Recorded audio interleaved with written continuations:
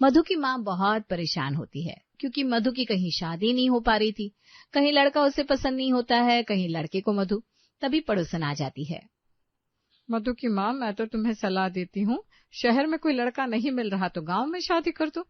अरे शहर की शादियां कम महंगी थोड़ी ना होती है। बारात, रहना, खाना पीना, ऊपर से लड़की को तोहफे, बहुत मुश्किल हो जाएगी तुम्हारे लिए। बात तो सही कह रही हो बहन, अब तो यही कुछ सोचना होगा। बेटों कहा कि घर तो नहीं छोड़ सकते ना शादी के लिए, बाकी बेटे का भाग्य तो वही होगा जो ऊपर वाला लिखा है। बेटा देख तू ना, अब गांव में ही देखते हैं कोई अच्छा लड़का, शहर में बहुत खर्चा हो जाएगा। तेरे भाइयों का भी तो सोचना है। माँ मैंने पहले ही कहा ना, मुझे गांव में शादी नहीं करनी, मुझे शहर में ही रहना है, वहीं की जिंदगी पसंद है मुझे। अरे बेटा गांव में बुराई क्या है, हम भी तो गांव में रहते हैं, जिंदगी अच्छी कट रही है। आंटी अब समझ नहीं रही, गांव में लड़कियों की कोई इज्जत नहीं होती, सारा दिन घर के काम, खेत का काम। मुझे तो पढ़ लिख कर कुछ बनना है। बेटा तू ऐसे बात मत कर, तेरे बाप ने भी यही सब सहा है। अब हम इतने अमीर नहीं है कि तेरी शहर में शादी करा सके। तभी बड़ा बेटा रमेश आता है। माँ क्यों परेशान हो रही हो, मधु की खुशी के लिए घर भेज दो, कोई बात नहीं, हम 2 छोटे मकान ले लेंगे, काम चल जाएगा। बेटा तू सही कह रहा है, मैं किसी से बात करती हूँ, घर बेचने में लगा देते हैं, लेकिन कुछ नहीं माँ, मैं संभाल लूंगा बाकी। तुम बस मधु की शादी अच्छे घर में करने की सोचो। कुछ दिन बाद लोग घर देखने आने लगते हैं, जिस पर सुनिधि, रमेश की बीवी, आग बबूला हो जाती है। ये क्या सुन रही हूँ मैं, है? घर बेचने की बात कर रहे हो तुम? अरे मेरे बाप ने यही घर देखकर तो शादी करवाई थी मेरी, अब घर ही नहीं रहेगा तो मैं कहाँ जाऊंगी? सुनिधि, बहन की जिंदगी का सवाल है, थोड़ा समझो, और हम 2 छोटे मकान ले लेंगे ना। बहन की जिंदगी का सवाल है तो मेरी जिंदगी का सवाल नहीं है क्या? मुझे कुछ नहीं पता, घर नहीं बिकेगा बस। रमेश की माँ भी सुनिधि की बात सुनकर सोच में पड़ जाती है और आखिरकार फैसला बदल लेती है। बेटा रमेश माफ कर, मुझे घर नहीं बेच सकते हम। सुनिधि सही कह रही है, दूसरे बेटे की भी तो शादी करनी है, बहू लानी है। मधु की शादी गांव में ही कर देते हैं। छोटा बेटा सुरेश ये सब सुनकर चुप रहता है, कुछ बोल नहीं पाता, क्योंकि उसकी अपनी शादी भी तो होनी होती है और घर में उसे हमेशा छोटा ही समझा जाता है। मधु रोते हुए अपने कमरे में चली जाती है। आनंद के साथ मधु की शादी की तारीख पक्की हो जाती है। शादी से एक दिन पहले दोनों भाई मधु को अपने पास बिठाते हैं। मधु तू परेशान मत हो, ये मत सोच कि हम तेरी शादी गांव में करके तुझे भूल जाएंगे। जब भी जरूरत पड़े हम दोनों भाई तेरे साथ खड़े हैं। बिल्कुल दीदी, हम दोनों हमेशा है तेरे साथ। पास में खड़ी माँ और भाभी सुनिधि कुछ नहीं बोलती। माँ मन ही मन सोचती है, चलो बेटी की शादी भले गांव में हो रही है पर उसके भाई तो उससे प्यार करते हैं। शादी धूमधाम से हो जाती है। मधु आनंद के साथ गांव चली जाती है। वहां जाकर पता चलता है कि खेती बाड़ी से इतनी कमाई नहीं होती कि रोज का खर्चा भी ठीक से चल पाए। सारी जमीन ससुर के नाम होती है। आनंद कुछ नहीं करता। कुछ महीनों बाद पहली विदाई पर मधु मायके आती है। सुनिधि पूछती है, क्या लाई हो गांव से, कुछ तो लाई होगी? मधु चुप रहती है, हाथ बिल्कुल खाली होते हैं। फिर धीरे से बोलती है, भाभी गांव में इतनी सुविधाएं नहीं है जितनी यहाँ है, कमाई भी नहीं है ढंग की, रहन सहन भी वैसा नहीं है जैसा शहर का होता है। मेरा तो मन ही नहीं लगता वहां, मैं तो अब यहीं रहूंगी। घर में सन्नाटा छा जाता है। माँ कुछ नहीं बोलती, बस मधु के सिर पर हाथ फेर देती है। 2 महीने बीत जाते हैं। मधु मायके में ही रहती है। एक दिन आनंद उसे लेने आता है। मधु चलो अब घर चलते हैं, कब तक यहाँ रहोगी? नहीं, मेरा मन नहीं है जाने का, मुझे यहीं अच्छा लगता है। आनंद खाली हाथ लौट जाता है। रमेश और सुरेश फिर मधु को समझाने बैठते हैं। दीदी तू ऐसे कब तक भागती रहेगी, पति के घर तो जाना ही पड़ेगा ना एक दिन। रमेश तभी अलग से एक फोन निकालता है और मधु को देते हुए कहता है, ये ले रख, जब भी घर की याद आए मुझे फोन कर लेना, और सुन ये किसी को बताना मत कि भाई ने तुझे फोन दिया है। मधु फोन तो ले लेती है पर उसके मन में एक अजीब सी घुटन होती है। वो सोचती है कि भाई अपनी बीवी से चोरी छुपे उसे फोन दे रहा है, मतलब भाई अब पूरी तरह उसका नहीं रहा, आधा तो भाभी का हो गया है। रात को अकेले बैठे बैठे मधु के मन में ख्याल आता है, क्या सच में मैं अब पराई हो गई हूँ इस घर के लिए? भाई भी अब खुलकर मेरे लिए कुछ नहीं कर पाता, हर बात में भाभी का डर रहता है उसे। आंखों से आंसू बहने लगते हैं पर मधु किसी को नहीं दिखाती। गांव वापस जाने का मन तो अब भी नहीं करता, पर पता है जाना तो पड़ेगा ही एक दिन। सुरेश की शादी की तारीख आ जाती है। पूरा घर सजा होता है, रिश्तेदार आने शुरू हो जाते हैं। माँ बार बार दरवाजे की तरफ देखती रहती है, मधु का इंतजार करती है। रमेश भी बेचैन हो जाता है। माँ, मधु का फोन आया क्या? कब तक पहुंचेगी वो? नहीं बेटा, अभी तक तो कोई खबर नहीं, फोन भी नहीं उठा रही। अरे छोड़ो ना, आ जाएगी जब आना होगा, इतनी फिक्र क्यों कर रहे हो? उधर गांव में मधु आनंद से बात कर रही होती है। सुनो ना, सुरेश की शादी है, मेरे पास तो कुछ भी नहीं है देने को। मायके से जो जेवर मिले थे उसमें से एक भाभी को दे दूं क्या? पागल हो गई है क्या? घर में खाने के पैसे नहीं है और तुम मायके में जेवर बांटने की सोच रही हो? बिल्कुल नहीं, वो जेवर यहीं रहेगा। पर भाई की शादी है, कुछ तो लेकर जाना पड़ेगा ना। मेरे पास पैसे नहीं है, जाना है तो खाली हाथ जाओ, वरना मत जाओ। मधु चुप हो जाती है, आंखों में पानी आ जाता है। वो फोन उठाकर रमेश को कॉल करती है, आवाज कांप रही होती है। भाई। मधु कहाँ है तू? कब आ रही है? भाई मैं नहीं आ पाऊंगी शायद। अरे क्यों, क्या हुआ? मेरे पास ना ढंग के कपड़े हैं, ना भाभी को देने के लिए कोई तोहफा। मैं क्या मुंह लेकर आऊं भाई, सबके सामने कैसे खड़ी हूं? रमेश की आवाज भारी हो जाती है। फोन रखकर वो तुरंत सुरेश के पास जाता है। सुरेश, मधु नहीं आ रही, कह रही उसके पास कुछ नहीं है लेने देने के लिए। अरे ये तो गलत बात है भाई, दीदी की वजह से हम उसे ऐसे नहीं छोड़ सकते। रुको, मैं अभी पैसे भेजता हूँ उसे। सुरेश तुरंत मधु के फोन पर पैसे भेज देता है और मैसेज करता है। दीदी ये रख लो, अपने लिए पसंद के कपड़े ले लेना, जो मन करे तोहफा ले लेना भाभी के लिए, बस आ जाओ, तुम्हारे बिना शादी अधूरी है। मधु का चेहरा खुशी से चमक उठता है। वो फौरन आनंद के साथ बाजार जाती है, कपड़े खरीदती है, भाभी के लिए एक अच्छा सा तोहफा भी लेती है। मधु मायके पहुंचती है, हाथों में सामान होता है, चेहरे पर मुस्कान, पर अंदर घुसते ही बड़ी भाभी सुनिधि का मुंह बन जाता है। अरे वाह, अभी तो सुन रही थी इसके पास पैसे नहीं है, खाने के लाले पड़े हैं, और देखो अब इतना सामान लेकर आई है। मधु चुप रहती है, कुछ नहीं बोलती। देखो ना, ये ना बस दिखावा करती है, गाँव में तो बड़े मजे हैं, हमें बता रही थी तंगी है, अगर पैसे नहीं होते तो इतना सब कहाँ से लेकर आई? मधु के अंदर एक टीस उठती है। वो सच बताना चाहती है कि भाई ने पैसे भेजे थे, पर डर जाती है। सोचती अगर बता दूंगी तो भाभी रमेश और सुरेश को रोक देंगी, फिर आगे से मदद मिलनी बंद हो जाएगी। इसलिए वो सिर झुकाकर बस इतना कहती है, भाभी बस थोड़ी बचत की थी। शादी की रस्में शुरू होती है। पूरा घर रोशनी और शोर से भरा होता है, पर मधु एक कोने में चुपचाप बैठी रहती है। रिश्तेदार आकर पूछते हैं, अरे मधु, तो घर की बेटी है, ननद है, ऐसे कोने में क्यों बैठी है?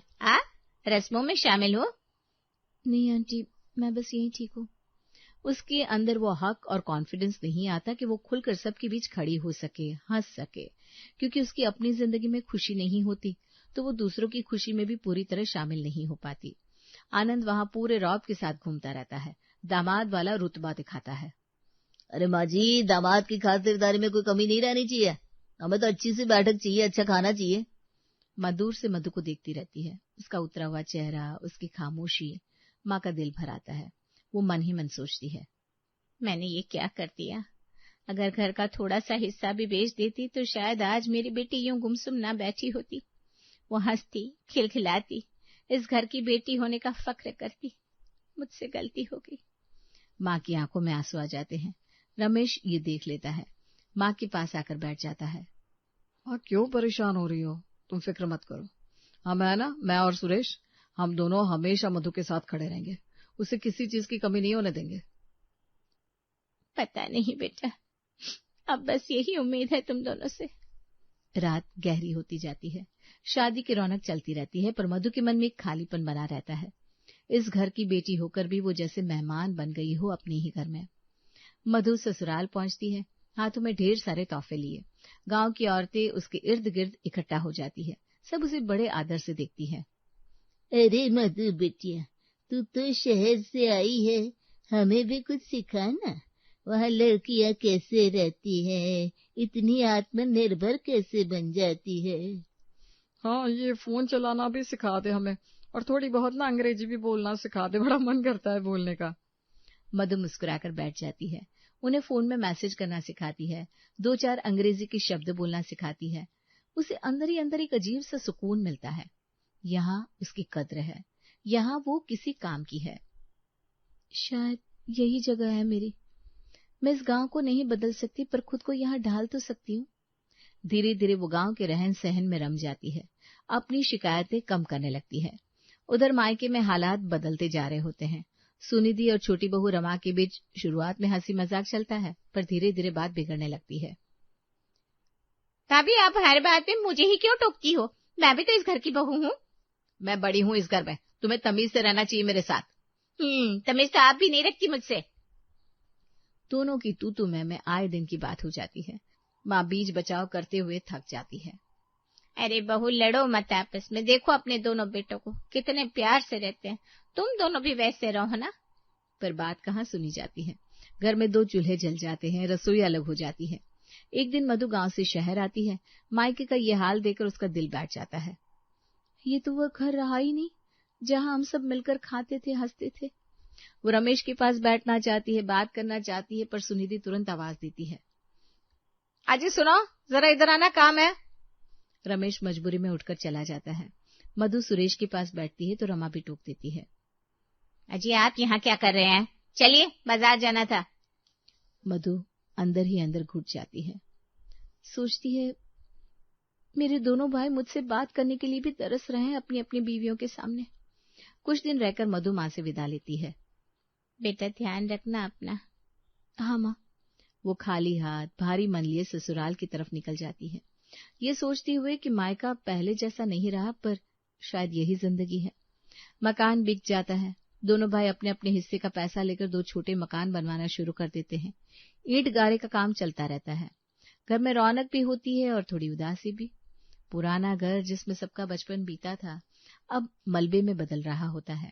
इसी बीच गांव से खबर आती है कि आनंद की तबीयत बहुत बिगड़ गई है। मधु घबराई हुई फोन करती है। भाई, इनकी तबीयत बहुत खराब है, डॉक्टर बड़े अस्पताल ले जाने को कह रहे हैं। तो फिक्र मत कर, तुरंत ले आ शहर, हम देख लेंगे। मधु आनंद को शहर लाती है। बड़े अस्पताल में भर्ती कराया जाता है। डॉक्टर जांच करने की बात बताते हैं। इलाज में करीब 2 लाख रुपए का खर्चा आएगा। जल्दी शुरू करना होगा, वरना हालत और बिगड़ सकती है। मधु का चेहरा सफेद पड़ जाता है। उसके पास तो इतने पैसे होते ही नहीं। वो मायके में रहने लगती है ताकि आनंद की देखभाल कर सके। रमेश और सुरेश चुपचाप आपस में बात करते हैं। सुरेश, पैसे तो जमा करने पड़ेंगे, नंदोई की जान का सवाल है। हाँ भाई, पर बीवियों को मत बताना, नई तो शादी हुई है, इनके बवाल हो जाएगा। दोनों भाई चुपके चुपके अस्पताल का खर्चा उठाने लगते हैं, बिना अपनी पत्नियों को बताए। माँ को सब पता होता है, वो चुप रहती है, बस मन ही मन बेटों की तारीफ करती है। पर ऐसी बातें कब तक छिपती है। एक दिन सुनिधि को बैंक का मैसेज दिख जाता है। बड़ी रकम अस्पताल के नाम कटी होती है। वो आग बबूला हो जाती है। ये क्या चल रहा है इस घर में? मुझे पागल बना रखा है क्या सबने? नंदोई की तबीयत पर इतना पैसा कहाँ से जा रहा है? अरे सुनिधि, थोड़ा शांत हो जा, बात करते हैं ना। अरे कैसी शांति, जब मुझे इतने पैसे दिए ही नहीं गए घर के लिए, तो नंदोई पर कहाँ से लुटाए जा रहे हैं? अरे मर जाए तो अपने हक से मरे, हमें क्या। तभी छोटी बहू रमा भी अपना फोन निकालकर सबको ट्रांजैक्शन दिखाने लगती है। हाँ, तो मेरा पति भी दे रहा है, सिर्फ अपने पति के पैसे दिखते हैं, ये भी दीदी को पैसे देते हैं। बढ़िया आई, ये देखिए। दोनों बहुएं अचानक एक हो जाती है। दोनों मिलकर सास की तरफ मुड़ती है। माँ जी, अगर लड़की पैदा की थी तो अपने दम पर करती ना उसकी मदद। हमारे पैसों से क्यों उठा रहे हो उसका खर्चा? बिल्कुल सही कह रही है भाभी, हमसे पूछा तक नहीं गया। माँ की आंखें भर आई, पर आवाज में एक ठहराव आ जाता है। अगर उस दिन मैंने मकान बेचकर अपनी बेटी की शादी शहर में कर दी होती, तो आज मेरी बेटी भी खुश होती। कमाओ लायक लड़का मिला होता उसे, तो आज ये दिन देखना ना पड़ता। मेरी गलती थी वो, आज भुगत रही हूँ मैं भी और मेरी बेटी भी। घर में सन्नाटा छा जाता है। सुनिधि और रमा दोनों चुप हो जाती है, पर उनके चेहरे पर गुस्सा अभी भी होता है। दूसरे कमरे में आनंद बिस्तर पर लेटा ये सारी बातें सुन रहा होता है। दरवाजे की ओर से मधु का चेहरा भी दिखता है, बुझा हुआ, थका हुआ, आंसुओं से भरा। मेरी वजह से मेरी बीवी को ये सब सुनना पड़ रहा है। इसकी कोई गलती नहीं, फिर भी ये हर तरफ से बातें सुन रही है। वो आंखें बंद करके भगवान से हाथ जोड़ता है। हे भगवान, बस मुझे किसी तरह ठीक कर दो। मैं अपनी बीवी को और शर्मिंदा नहीं देख सकता। मैं उठ खड़ा होना चाहता हूँ अपने पैरों पर, ताकि इससे किसी के आगे हाथ ना फैलाना पड़े। बाहर बहुएं भी अब कानाफूसी कर रही होती हैं। माँ चुपचाप आंसू पोंछ रही होती है और मधु दरवाजे के पास खड़ी बस यही सोच रही होती है कि आखिर उसकी वजह से उसका पूरा परिवार क्यों बिखर रहा है। भाभी, आप दोनों जो बातें कर रहे हैं वो सुन ली मैंने। अब मैं भी कुछ कहना चाहती हूँ। क्या कहना है तुम्हें? जिस मकान में आज आप दोनों रह रही हैं, उस पे मेरा भी तीसरा हिस्सा था। जब वो पुराना घर बिका था तब मैंने खुद साइन किया था कि मुझे कोई हक नहीं चाहिए। उसी वजह से आप दोनों को पूरी प्रॉपर्टी मिल पाई। अगर उस दिन मैं अड़ जाती कि नहीं मुझे भी तीसरा हिस्सा चाहिए, तो आज ये जो 2 बड़े बड़े मकान बने हैं ना, वो कभी बन नहीं पाते। रमा चुप हो जाती है, उसके पास कोई जवाब नहीं होता। मेरे पापा नहीं है, मैं इन दोनों की इकलौती बहन हूँ। अगर ये मेरे लिए कुछ कर रहे हैं तो इसमें बुराई क्या है? पर हाँ, एक गलती मुझसे भी हुई। मुझे अपने ससुराल की बातें मायके में आकर नहीं बतानी चाहिए थी। जैसा वहां चल रहा था मुझे उसी में एडजस्ट करना चाहिए था। वो मेरा घर है, मुझे वहीं मजबूत रहना चाहिए था, यहाँ रोना नहीं चाहिए था। इतना कहकर मधु आनंद को उठाती है, सहारा देकर खड़ा करती है। चलिए अब हम गांव चलते हैं। तभी माँ आगे आती है, आवाज में गजब की मजबूती होती है। रुको सुनिधि, रमा, दोनों ध्यान से सुन लो। ये दोनों घर आज भी मेरे नाम पर है।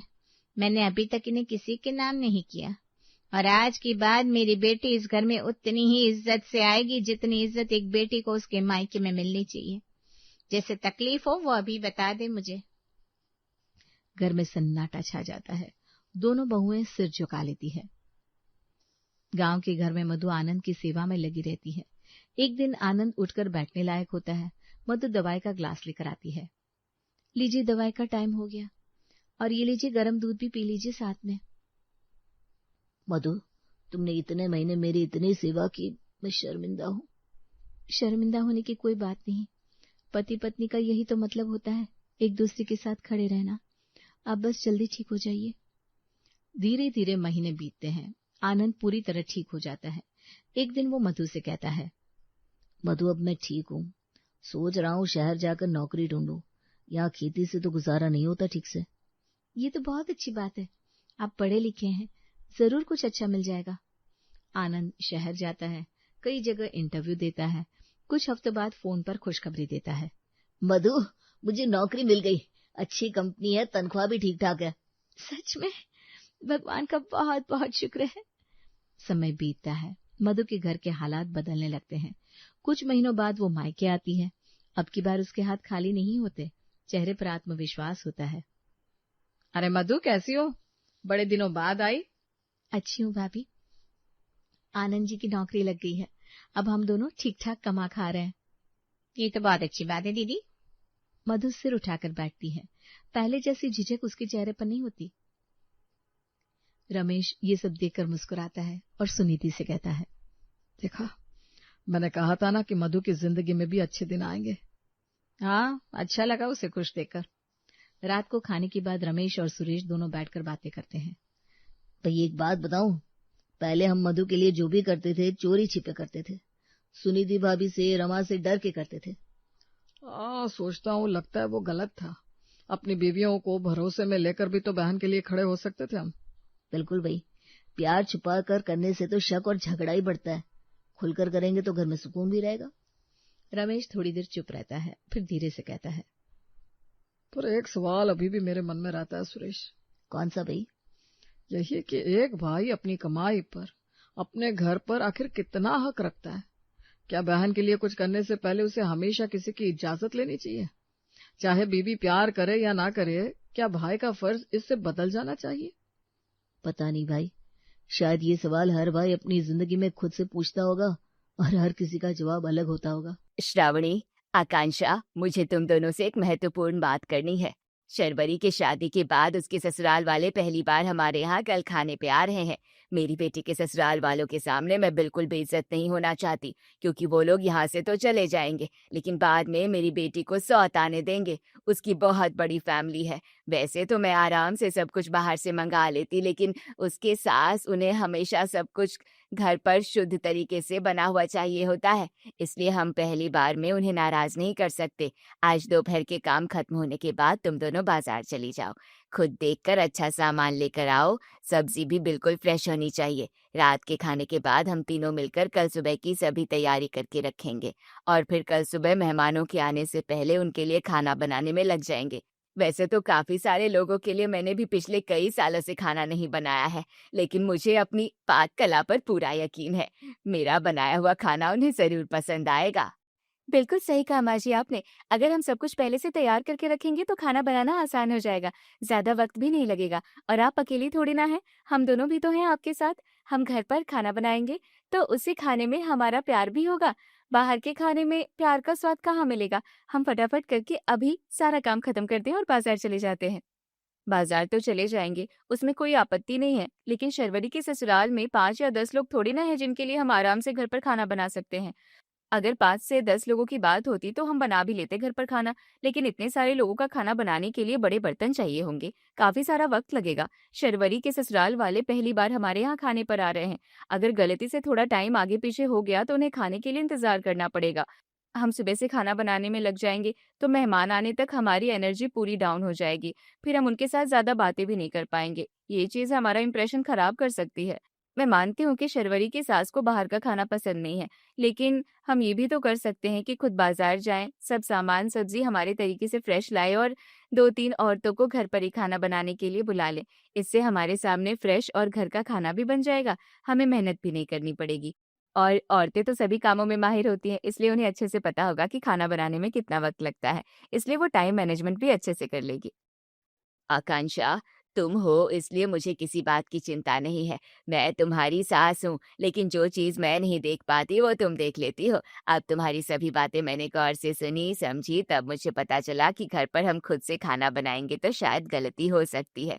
तुमने जो बाहर की औरतों को घर पर खाना बनाने का आइडिया दिया है, सब कुछ देखकर मुझे लग रहा है कि वही बेस्ट है। हमें जैसा चाहिए वैसा खाना भी बन जाएगा और हमें कुछ करने की जरूरत भी नहीं पड़ेगी। घर पर खाना बनाना मुझे भी मुश्किल ही लग रहा था, लेकिन मुझे कोई दूसरा विकल्प समझ में ही नहीं आ रहा था। लेकिन तुमने चुटकी बजाते सब कुछ हल कर दिया। किस तरीके की किताब पढ़ी हो तुम? कोई भी सवाल तुम्हारे सामने रख दो, उसका जवाब तुम पल भर में ढूंढ लेती हो। क्या माँ जी, आप भी कुछ किताबें विताबें नहीं पढ़ी? ये तो बस ऐसे ही समझ में आ जाता है तो बोल देती हूँ। देवकी ने जो कुछ भी सोचा था, अगर वैसा सब लोग करते तो कल जाकर प्रॉब्लम हो सकती है। ये बात आकांक्षा ने सबके सामने रख दी। सबको आकांक्षा की बात सही भी लगी। फिर क्या, जैसे देवकी ने कहा था वैसे आकांक्षा और श्रावणी बाजार से सभी फ्रेश सामान लेकर आते हैं। फिर आकांक्षा घर जाकर उसकी जान पहचान में फोन लगाती है और घर पर खाना बनाने वाले औरतों का नंबर निकालती है। अगले दिन सभी मेहमान घर पर आते हैं। वो खाना बनाने वाली औरतें भी घर जाकर सबके लिए अच्छा और फ्रेश खाना बनाती है। सभी मेहमान, खास करके शर्वरी के सास, खाने की बहुत तारीफ करती है। सभी मेहमान के जाने के बाद भाभी, कहाँ से जान पहचान निकाली थी आपने इस औरत की? क्या खाना बनाया था उन्होंने? मेहमानों ने तारीफ तो की, लेकिन मैंने भी आज 2 रोटी ज्यादा खाई हैं। हाँ भाभी, हम घर पर खाना बनाते तो खाना तो बन जाता, लेकिन शायद इतनी तारीफ नहीं हो पाती। ऊपर से हम थक जाते हैं, वो बात अलग। 2 पैसे चले गए लेकिन मेहमान खुश हो गए, ये बात अच्छी हो गई। खास करके शर्वरी की सासू माँ। घर में चाहे बड़ी प्रॉब्लम हो जाए या छोटी प्रॉब्लम, हर प्रॉब्लम का सल्यूशन भी आकांक्षा के पास होता था। आज भी आकांक्षा ने औरतों वाला सबको बताया और वो भी काम कर गया। ऐसे ही आकांक्षा ने सबका दिल जीत लिया था। घर में किसी को भी कोई भी प्रॉब्लम आ जाती थी तो हर कोई यही कहता था कि चिंता करने की कोई बात नहीं, आकांक्षा के पास चली जाओ, उसके पास इस बात का भी सल्यूशन मिल ही जाएगा। ऐसे ही एक दिन, माफ करना माँ जी, आज मुझे उठने में थोड़ी देर हो गई। वैसे क्या बन रहा है आज नाश्ते में? आज हमारी देवरानी की किचन में है, मतलब कुछ खास ही होगा। हाँ बहू, मैं और श्रावणी ने अभी तय किया कि आज नाश्ते में बढ़िया से आलू पराठे बनाते हैं। तुम्हारे ससुर जी काफी दिनों से कह रहे थे कितने दिन हो गए आलू पराठे नहीं बनाए, इसलिए आज हम आलू पराठे ही बनाएंगे। ये देखिए दीदी, मैंने तो तैयारियां भी शुरू कर दी है।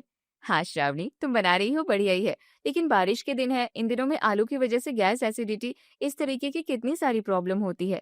और क्या माँ जी, आप भी, पापा जी ने कह दिया कि उन्हें आलू पराठे खाने हैं, लेकिन आपको तो पता है ना पापा जी को एसिडिटी की कितनी प्रॉब्लम होती है। मुझे नहीं लगता कि बारिश के दिनों में आलू पराठे बनाना सही है। हम एक काम करते हैं, आज हम गर्मा गर्म मिसल पाव बनाते हैं। दीदी, मिसल पाव? इन दिनों में पाव खाना भी सेहत के लिए सही नहीं है। और रही बात एसिडिटी की, तो एसिडिटी मिसल से भी तो हो सकती है। पापा जी को मिसल से एसिडिटी नहीं होती। तुम इस घर में नहीं हो, मुझे इस घर में आए हुए 6 साल हो गए हैं। मुझे पता है उनकी सेहत के लिए क्या सही है क्या नहीं। फिर भी अगर आप लोगों को आलू पराठे बनाने होंगे तो आप बना सकते हो, मुझे कोई प्रॉब्लम नहीं है। आपका क्या कहना है माँ जी? मुझे तो कुछ समझ में नहीं आ रहा है। बहू, पहले मुझे लगा था कि आलू पराठे बनाना सही रहेगा, अब मुझे लग रहा है कि मिसल पाव बनाना सही रहेगा। खैर, आजकल मैं रसोई में ज्यादा ध्यान नहीं देती, इसलिए बड़ी बहू जो बता रही है वही बनाओ। बारिश के दिनों में आलू पराठे नहीं खाने चाहिए, ऐसा कहीं पर भी नहीं लिखा था, लेकिन फिर भी आकांक्षा ने आकर एक बात छेड़ दी और सबको वही समझदार लगने लगी हमेशा की तरह। आलू पराठे बनाने की सभी तैयारी हो जाने के बावजूद श्रावणी सब कुछ साइड में रख देती है और सबके लिए मिसल पाव बनाती है। हमेशा यही होता था, कोई कुछ करने ही कह देता था, लेकिन आकांक्षा जाकर किस तरीके से ये बात गलत है बोल देती थी और फिर सबको लगने लगता था कि उन्होंने जो कुछ भी निर्णय लिया है वो गलत है और आकांक्षा जो कह रही है वो सही है। इसलिए सब लोग वही करते थे जो आकांक्षा कहती थी। घर में सबको यही लगता था कि आकांक्षा के पास हर सवाल का जवाब होता है, कोई किसी भी प्रॉब्लम में क्यों ना फंस जाए, आकांक्षा उसे वहां से निकाल ही सकती है। घर में खाना बनाने की बात हो या फिर किसी को कपड़े लेने की बात, हर कोई आकांक्षा का निर्णय सही समझता था। ऐसे ही दिन बीतते गए, आकांक्षा हर किसी के लिए हुए निर्णय को गलत बताती थी, इसलिए घर में सबका निर्णय लेने का कॉन्फिडेंस धीरे धीरे खत्म हो गया था। अब कोई कुछ भी करता था तो पहले आकांक्षा से पूछ लेता था। सबको ये तो दिख रहा था कि आकांक्षा सल्यूशन देती है, लेकिन कोई ये नहीं देख पाता था कि प्रॉब्लम भी आकांक्षा ही क्रिएट करती है। धीरे धीरे ये बात देवरानी श्रावणी के ध्यान में आने लगी थी, लेकिन वो कुछ कहने लग जाए तभी घर के बाकी सदस्य उसे चुप करा देते थे और आकांक्षा के तरीके से सब कुछ करने के लिए कहते थे। ऐसे ही दिन बीतते गए। अब श्रावणी खुद के पास निर्णय लेने का फैसला होने के बावजूद हर चीज में आकांक्षा की रोक टोक से बोर हो गई थी। ऐसे ही एक दिन श्रावणी किचन में कुछ कर रही थी, तभी आकांक्षा वहां आ जाती है। बाहर दही की स्मेल आ रही है श्रावणी, क्या बना रही हो तुम? और ये क्या, आज शाम का खाना बहुत जल्दी बना रही हो तुम? हाँ दीदी, आज मैं दही भल्ले की रेसिपी देख रही थी, बस वही बनाने के बारे में सोच रही थी। उसे बनाने में ज्यादा टाइम लग सकता है, इसलिए मैं जल्दी खाना बनाने लग गई। अरे दही भल्ले क्यों बना रही हो? हमारे घर में वो किसी को पसंद नहीं है, इससे अच्छा तो तुम ये बना दो। नहीं दीदी, आज घर में दही भल्ले ही बनेंगे और मैंने दही भल्ले बनाने का सही तरीका देखा है। मुझे यकीन है आज मैं अच्छे से बनाऊंगी तो सबको पसंद आ ही जाएगा। शायद आज तक कभी अच्छे से बनाए नहीं गए होंगे घर में दही भल्ले, इसलिए किसी को पसंद नहीं आए। आज जरूर पसंद आएंगे, देखना। और वैसे भी अभी सभी तैयारी हो गई, इसलिए आप जो कह रही हैं वो हम फिर कभी बनाएंगे। आज क्या हो गया तुम्हें? हर बार तो तुम मेरा सुन लेती हो, जो मैं कहती हूँ वही बनाती हो। आज साफ साफ मना कर रही हो। अरे नहीं नहीं दीदी, ऐसी बात नहीं है। वो तो बस आज मेरा दही भल्ले खाने का मन है। मुझे भी तो आपकी तरह अच्छा खाना बनाना आना चाहिए। ऐसी बात है तो ठीक है, लेकिन मैं कह रही हूँ ये दही भल्ले किसी को पसंद नहीं आएंगे, देखना तुम। लेकिन तुम्हें अपने मन का बनाना है तो बनाओ। मैंने तो बस तुम्हें पहले ही इसलिए बता दिया क्योंकि जब घर के सभी सदस्य कहेंगे बहू क्या बनाया है, तुमने बिल्कुल अच्छा नहीं बनाया है, तब तुम नाराज हो जाओगी। फिर भी अगर तुम्हें बनाना होगा तो बना लो। कुछ नहीं होगा दीदी, हम खाना बनाने से पहले अगर सोच लेते हैं ना कि अच्छा नहीं बनेगा तो वो अच्छा नहीं बनता। आज मैंने सोच लिया है कि दही भल्ले अच्छे ही बनेंगे, इसलिए मुझे यकीन है दही भल्ले अच्छे बनेंगे और सबको पसंद भी आएंगे। श्रावणी किचन में दही भल्ले बना रही थी, तभी आकांक्षा श्रावणी को कुछ अलग बनाने के लिए फोर्स कर रही है। लेकिन आज श्रावणी आकांक्षा की एक भी नहीं सुनती, खुद का निर्णय नहीं बदलती और दही भल्ले ही बनाती है। दही भल्ले सबको बहुत पसंद आते हैं। डाइनिंग टेबल पर सब श्रावणी के बनाए हुए दही भल्ले की बहुत तारीफ करते हैं और श्रावणी को कॉम्प्लीमेंट में भी ये कहते हैं कि हफ्ते में कम से कम घर में एक बार इसी तरीके से दही भल्ले बनने चाहिए। आज पहली बार श्रावणी ने खुद से निर्णय लिया था और सबने उसे निर्णय की तारीफ भी की थी, इसलिए उसका कॉन्फिडेंस बढ़ गया था। अब श्रावणी ने ठान लिया था कि आकांक्षा चाहे कितनी भी कोशिश क्यों ना कर ले, श्रावणी के लिए हुए निर्णय को वो कभी नहीं बदलेगी और डरेगी भी नहीं। सब लोग श्रावणी के बनाए हुए दही भल्लों की बहुत तारीफ कर रहे थे। तब आकांक्षा का मुंह उतर गया था, लेकिन आज तक श्रावणी और बाकी सभी घर वालों ने आकांक्षा की बात सुनकर काफी सही किया, चीज बदल दी थी क्योंकि उनके मन में आकांक्षा डर फैला रही थी। लेकिन धीरे धीरे श्रावणी आकांक्षा की बातें सुनना, खुद के किए हुए चीजों पर शक करना बंद कर देती है। उसी दिन से घर में प्रॉब्लम क्रिएट होना ही बंद हो जाता है। दही भल्ले बनाने के बाद श्रावणी का कॉन्फिडेंस बढ़ जाता है। फिर छोटी मोटी चीजों के बारे में श्रावणी खुद निर्णय लेने लगती है। ऐसे ही एक दिन किसी पार्टी में जाने के लिए श्रावणी तैयार हो रही थी, तभी अरे आज तुम तैयार होने के लिए भाभी के कमरे में नहीं गई? हमेशा तो तुम उनके कमरे में जाती हो ना। हाँ जाती हूँ, लेकिन दीदी के पास जाने के बाद मुझे सोल्यूशन कम मिलता है और मेरी प्रॉब्लम ज्यादा बढ़ जाते हैं। मतलब पिछली बार मैंने एक साड़ी निकाली थी, वो बहुत सुंदर थी। वैसी साड़ी किसी के पास भी नहीं थी, लेकिन दीदी ने मुझसे कह दिया कि वैसी साड़ी बहुत लोगों के पास होगी क्योंकि वो ट्रेंडिंग है। और जब हम वहां गए तब मैंने जो साड़ी दीदी के कहने पर रिजेक्ट की थी, वैसी साड़ी किसी ने भी नहीं पहनी थी। और जो साड़ी मैंने पहनी थी वैसी साड़ी बाकी औरतों ने पहनी थी। इसलिए अभी मैंने सोचा है कि मैं अब खुद के निर्णय खुद ही लूंगी, चाहे सही हो या गलत। हमें कम से कम पछतावा तो नहीं होता। देखो, बातें करते करते मैं कब तैयार हो गई मुझे पता भी नहीं चला। हाँ, वैसे तुम बहुत सुंदर लग रही हो। देखा, आज तक हमें लगता था कि जब दीदी हमें कुछ बताती है तभी हमारी तारीफ होती है, लेकिन अभी आपने मेरी तारीफ की, इसका मतलब हम भी निर्णय ले सकते हैं। अगर मैं दीदी के पास जाती तो दीदी बोल देती कि साड़ी अच्छी नहीं है, फिर मैं सोचने बैठती कि मेरे पास पहनने के लिए दूसरी साड़ी भी नहीं है। इससे अच्छा है कि खुद के दिमाग से सोचो, ना प्रॉब्लम क्रिएट होगा और ना ही किसी और से सोल्यूशन लेने की जरूरत पड़ेगी। श्रावणी की बात सुनकर देव भी सोच में पड़ जाता है। उसे भी धीरे धीरे एहसास हो जाता है कि श्रावणी जो कह रही है वो सही है। सबकी नजर में अच्छा बनने के लिए आकांक्षा खुद ही प्रॉब्लम क्रिएट कर रही थी और खुद ही सोल्यूशन देती थी। उस दिन के बाद से श्रावणी, देव की और बाकी घर के सभी सदस्य आकांक्षा की बातों को नजरअंदाज करने लगते हैं। उस दिन से घर में प्रॉब्लम क्रिएट भी नहीं होती और ना ही उन्हें आकांक्षा से सोल्यूशन लेने की जरूरत पड़ती। और सबकी समझ में आ जाता है कि घर में आज तक जो भी मुसीबतें आई थी उसकी जड़ आकांक्षा ही थी।